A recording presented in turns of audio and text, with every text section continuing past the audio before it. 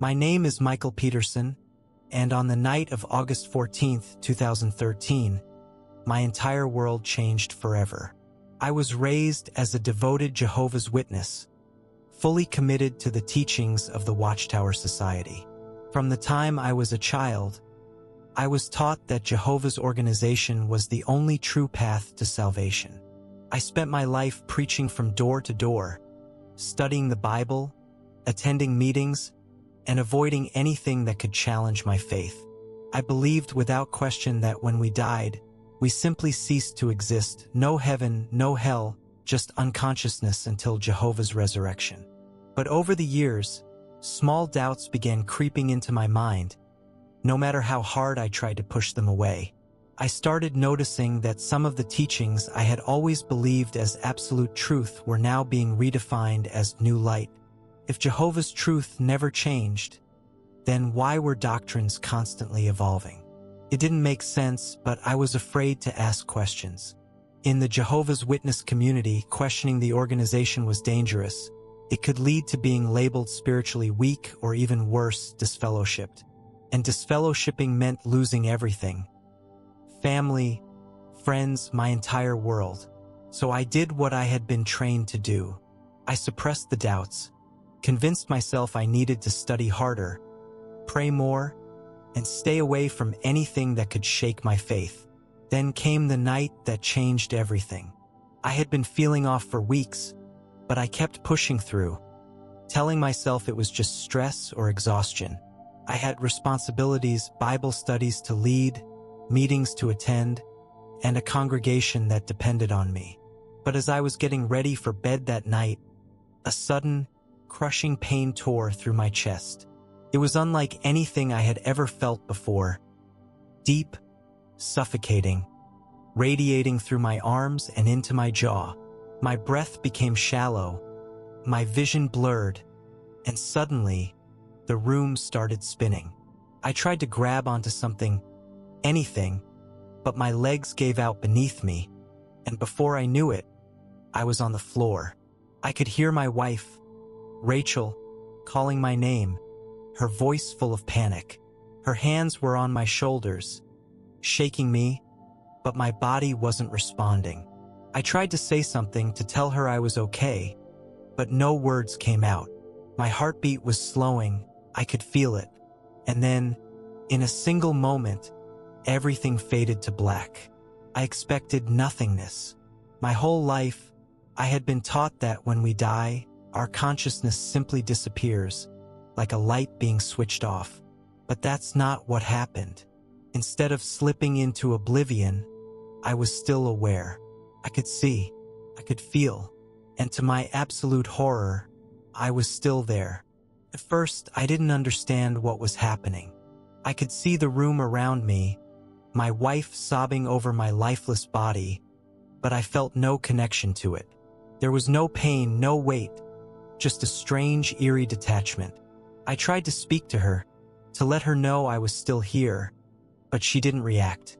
It was like I wasn't even in the same world anymore. That's when I realized something was very, very wrong.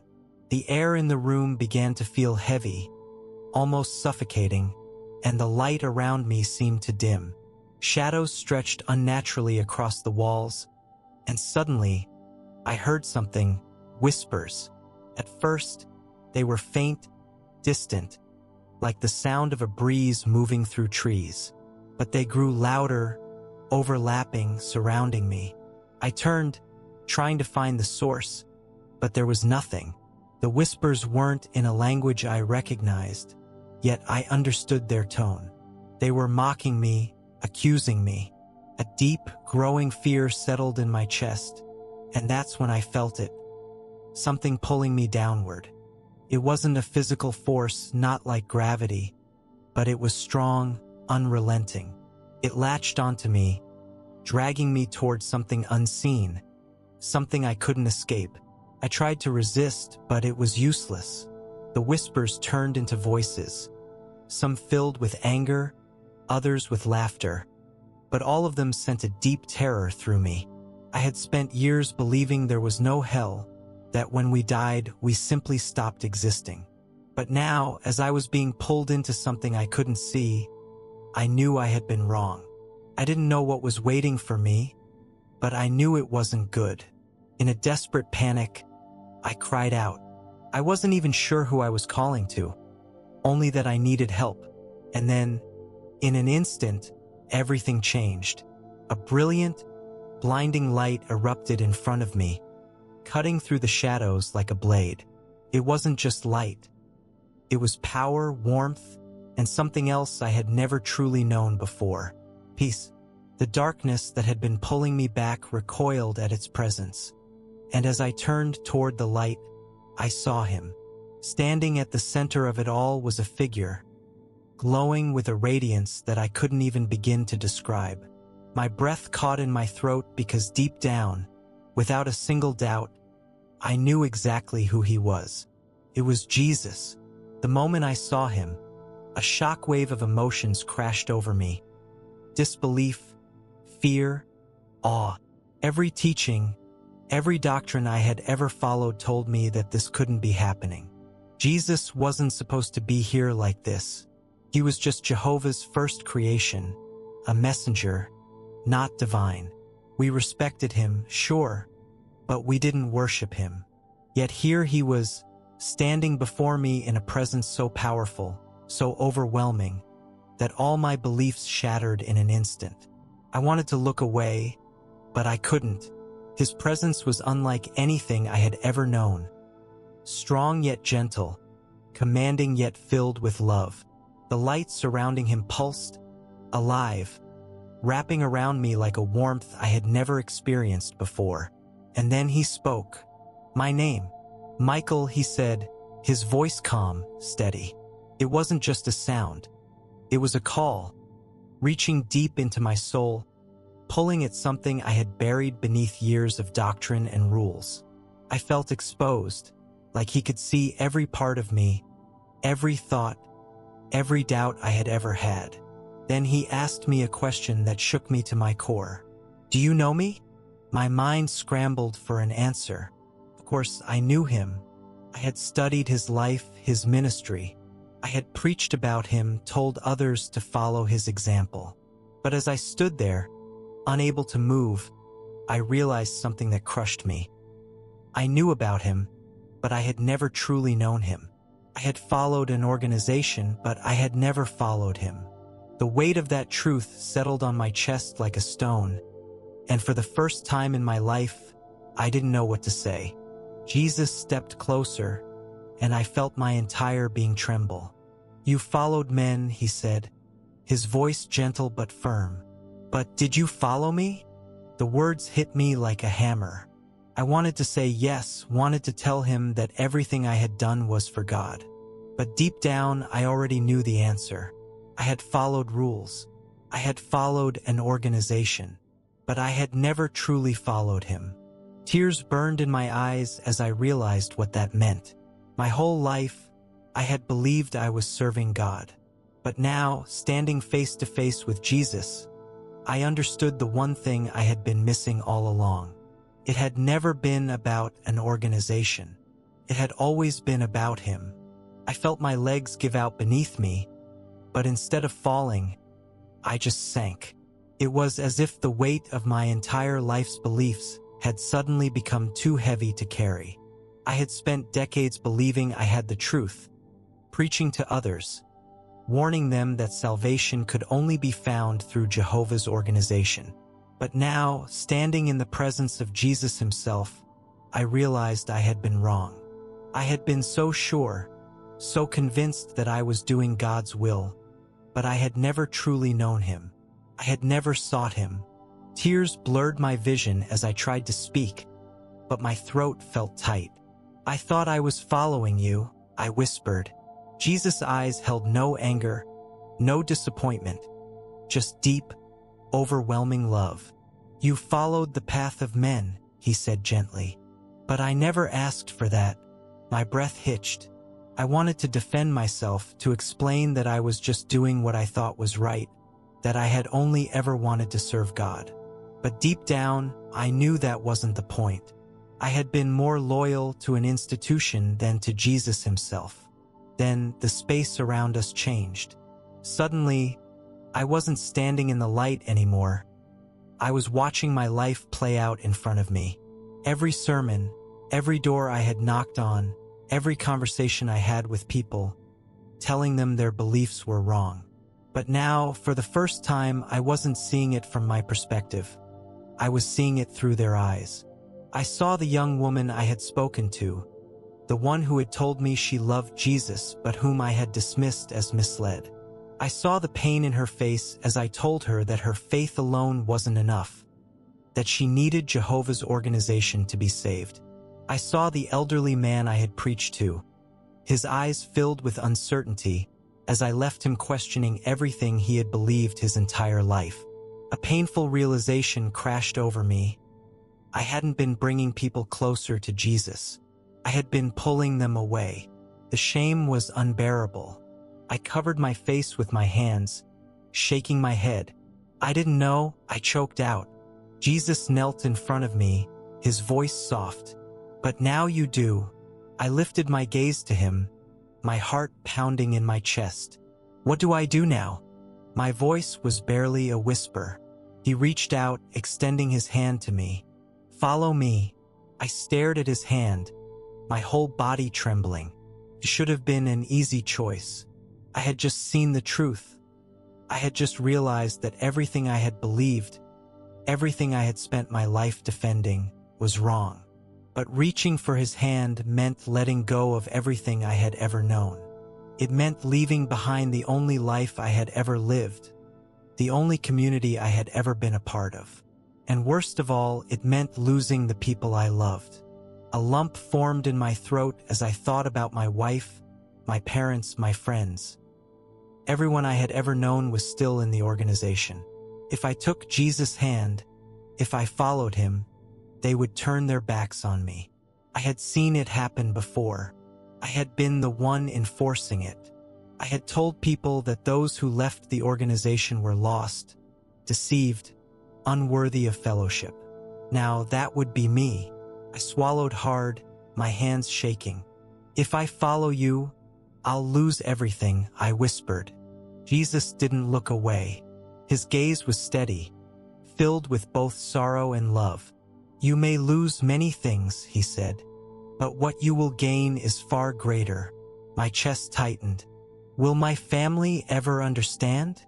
My voice cracked as I asked the question, already fearing the answer. Jesus was quiet for a moment before he spoke. "Some will, some won't." The words were gentle, but they cut through me like a knife.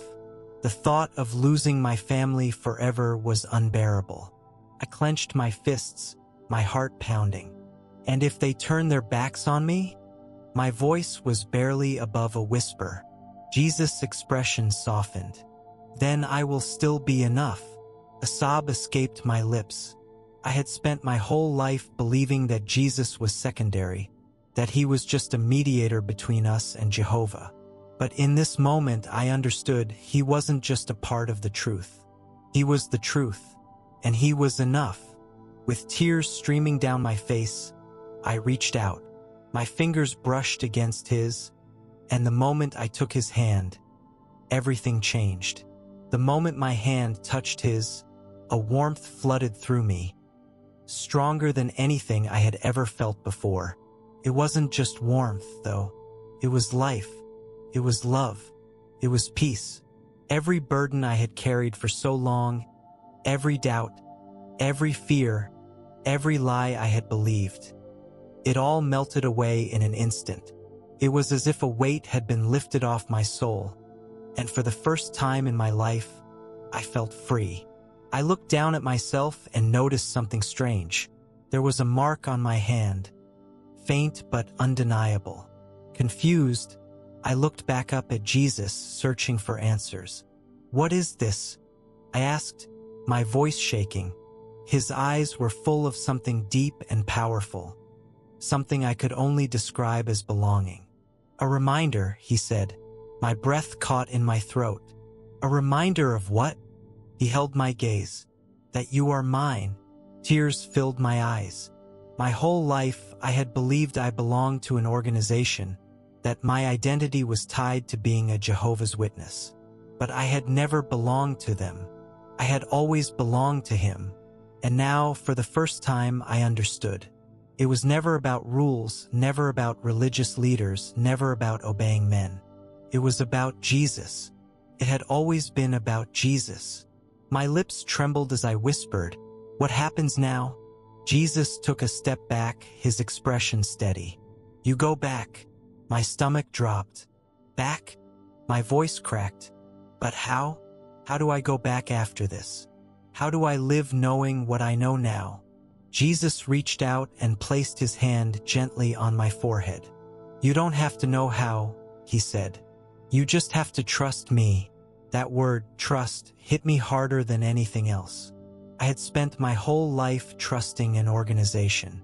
Trusting men in suits who told me they spoke for God. Trusting doctrines and rules. But now I had to unlearn all of it. Now I had to trust him.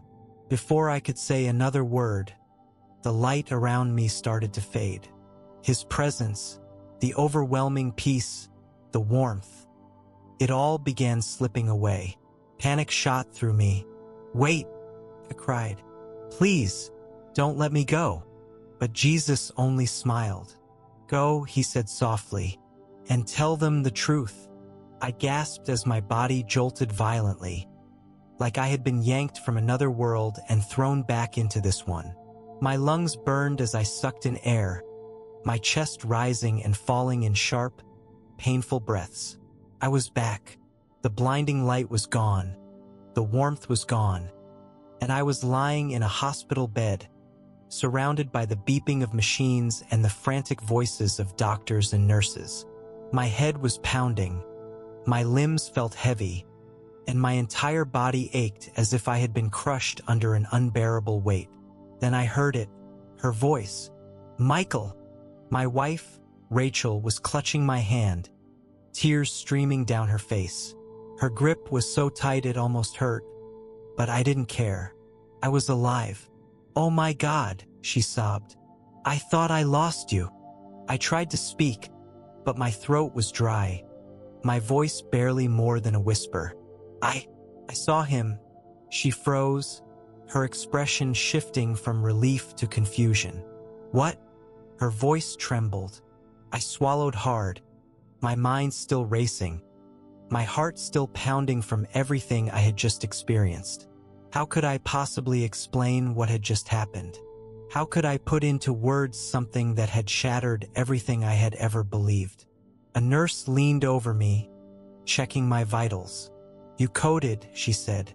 "You were gone for nearly 3 minutes. 3 minutes. That's all it had been. But to me, it felt like a lifetime. I wasn't the same person who had collapsed in that room. Something inside me had changed forever. I wasn't just a Jehovah's Witness anymore. I wasn't just a man who had been devoted to an organization. I had seen Jesus. I had spoken to him. And I knew beyond any doubt that he was real. The reality of what I had to do next hit me like a freight train. I couldn't stay silent. I couldn't pretend this never happened. I had to tell the truth. I had to share what I had seen, no matter the cost. Even if it meant losing everything. My family, my friends, my entire world. I couldn't deny what I knew now. Jesus wasn't just a part of God's plan. He was the plan. And salvation wasn't through an organization. It was through him. I don't know what will happen next. I don't know who will believe me or who will turn away. But I know this: Jesus saved me. He pulled me from the darkness and showed me the truth. And now I have to share it. If you're watching this and you've ever questioned what you've been taught, if you've ever felt like something wasn't right, seek him. Not an organization, not a religious leader. Jesus. He is the way, the truth, and the life. And he is waiting for you, just like he was waiting for me. If this testimony spoke to you, if you've had an experience like this or you're struggling with your faith, I want to hear from you. Comment below, share your story, and let's talk about it. And if you haven't already, Subscribe to this channel so more people can hear the truth of who Jesus really is. Thank you for watching, and God bless you.